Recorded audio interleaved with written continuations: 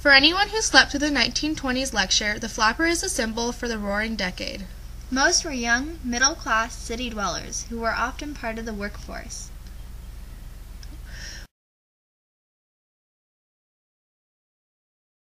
One of the most defining features of a flapper was how they dressed. No longer did they want to wear uncomfortable constricting corsets and large dresses. The modern women of the 1920s wanted to be free and go against the norm. They were known for wearing short, formless dresses with long beaded necklaces and for cutting their hair short.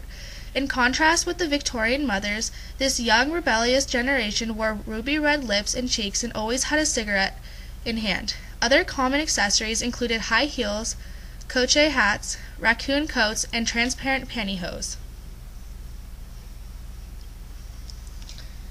The change in culture largely stemmed from the First World War. Even though the movement of women to the workforce wasn't as large as the movement in later years, this was still the first time women were allowed to feel like independent citizens. The pain of the war led a lot of young women to partake in smoking and speakeasies to relieve stress. Many average women during this time saw the power that they could have by looking up to women such as Margaret Sanger, Alice Paul, and Carrie Chapman Catt. These women had an idea, and they fought for it with all their heart, and were able to make a change, and the average woman saw that as something to aspire to be.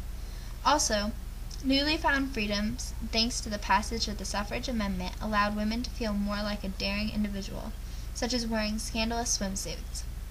A large part of being a flapper was having the ability to be sexual, but innocent. This phenomenon was justified by the writings of Sigmund Freud.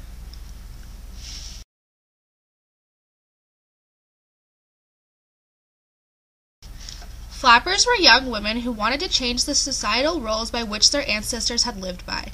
Many flappers worked during the day and partied during the night. This life was not embraced by the older generations. Many critics prevented political agendas of these women from being met. Women wanted a voice in their world, and they weren't going to stand around being told what to do any longer. The invention of the automobile allowed working women to have the freedom to go places without men. Words that the flappers coined, such as fire alarm to mean a divorced woman and blue serge to mean a sweetheart, united the generation of women together.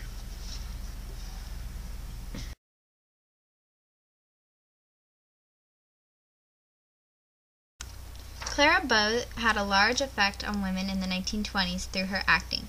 She was in Hollywood's It Girl movie that introduced a whole new type of woman to society.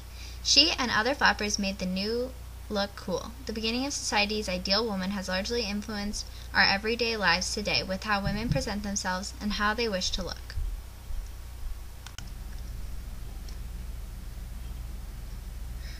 The flappers of the 1920s paved the way for today's women.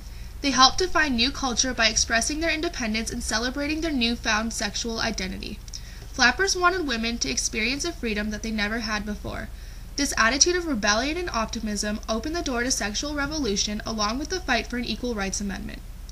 Flappers of the 1920s also began an ongoing cycle of conservatism and hedonism. Hedonism is exhibited all throughout the 20s, but then a switch to conservatism happens in the 30s with the stress of the Great Depression. This pattern is seen throughout history, with another example being the wild teens of the 60s at Woodstock. The conflict of old and new culture still exists today. Thanks to flappers, the idea of the independent, free woman has been alive for decades and is being embraced by many women all around the world.